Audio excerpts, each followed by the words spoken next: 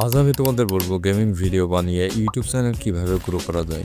তুমি নতুন হও বা অনেকদিন ধরে ভিডিও করছো, কিন্তু এই টিপসগুলো ফলো করলে দর্শক বাড়বে এবং চ্যানেল গ্রো করে নেবে খুবই তাড়াতাড়ি। প্রথমে ঠিক করো তুমি কোন গেম খেলবে।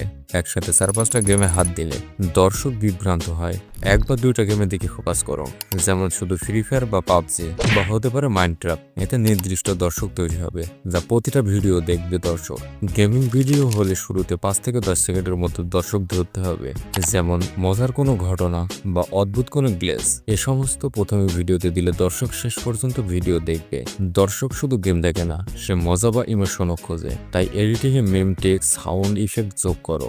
গেম প্লে স্মুথ রাখো, 720 মেগাপিক্সেল বা তার বেশি রেজলিউশনে রেকর্ড করো। তোমার কথা বলার ভঙ্গি গেমিং ভিডিও অনেক বড় ভূমিকা রাখে, হোক সেটা সিরিয়াস, গাইডলাইন, মজার কমেন্টারি বা কৌতুক। নিজের স্বাভাবিক টোন ব্যবহার করো, এতে দর্শক তোমার সাথে কানেক্টেড ফিল করবে।